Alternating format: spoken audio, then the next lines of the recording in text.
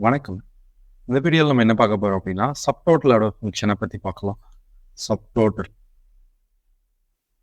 இந்த சப்டோட்டல் எதுக்கு யூஸ் பண்ணுறோம் அப்படின்னா, பேசிக்காக நம்ம என்ன பண்ணுவோம்னா, இந்த டேட்டாவை சம் பண்ணுறதுக்கு ஈக்குவல் டு சம் அப்படின்ற ஃபார்முலாவை யூஸ் பண்ணி சம் பண்ணுவோம் இல்லைங்களா? இந்த டேட்டாவை சம் பண்ணிட்டோம்.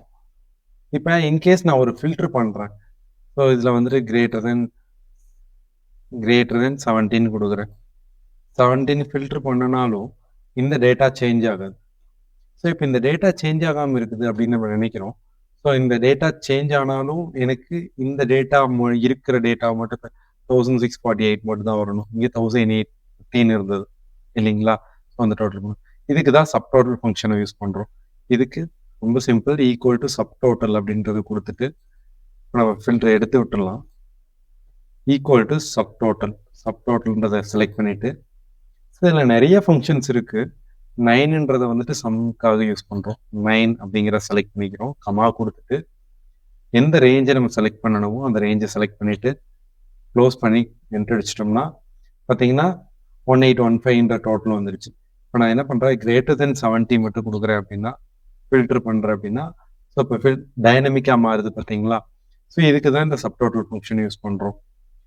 இப்போ நம்ம இந்த பக்கம் ட்ராக் பண்ணிடலாம். ஸோ இதே சிமிலர் டேட்டாஸ் நம்ம இங்கே இருக்கிற டேட்டாஸ்க்கு அந்த டைம் இதில் எப்படி இருக்குமோ அந்த டேட்டாஸ் கொடுக்குது.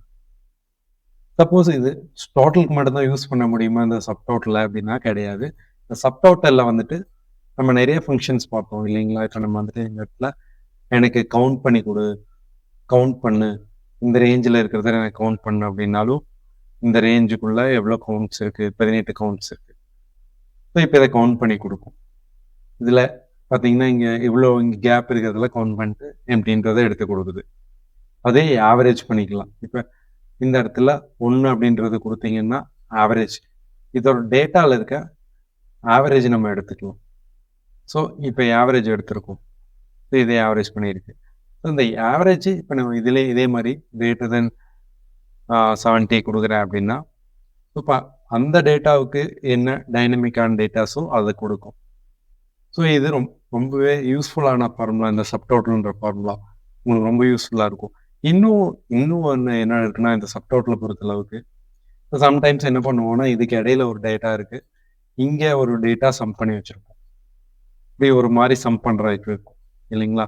ஸோ இப்போ சம் பண்ணும்போது என்ன பண்ணுதுன்னா, இப்போ இது சம் டோட்டல் 9 கொடுத்துக்கிறேன், சம்ன்றதை கொடுத்துட்றேன். ஸோ இப்போ எனக்கு என்ன ஆயிடுச்சு, இந்த இதையும் டோட்டல் பண்ணி இங்கே டோட்டல் பண்ணியிருக்கேன்,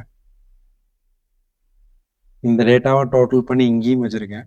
ஸோ இப்போ டோட்டல் பண்ணும்போது அதுக்கு எனக்கு வருது அப்படின்னா வந்துட்டு எனக்கு ரொம்ப இந்த சப் டோட்டல், அதாவது இந்த ரேஞ்சுக்குள்ள சப் டோட்டல் அப்படின்றது தான் நமக்கு இதுக்கு இடையில இருக்க சப் டோட்டல். இது இப்போ நமக்கு இப்படி இருக்கிறது ரொம்ப டிஃபிகல்ட்டாக இருக்குது அப்படின்னு நினச்சோம்னா இங்கேயும் ஈக்குவல் டு சப் டோட்டல் அப்படின்றத கொடுத்துட்டு 9 கம்மா இந்த ரேஞ்சை செலக்ட் பண்ணியிருந்தோன்னு வைங்களேன். இப்போ இந்த மாதிரி செலக்ட் பண்ணுறேன். ஸோ பார்த்தீங்கன்னா டிஃபால்ட்டாக பார்த்தீங்களா, ஸோ இந்த ரேஞ்சுக்குள்ள சப் டோட்டல்ன்ற ஃபார்முலா இங்கே வந்துருச்சுன்னா அதை நெக்லெக்ட் பண்ணிட்டு தான் மீதி இருக்கிறதெல்லாம் டோட்டல் பண்ணி கொடுக்கும்.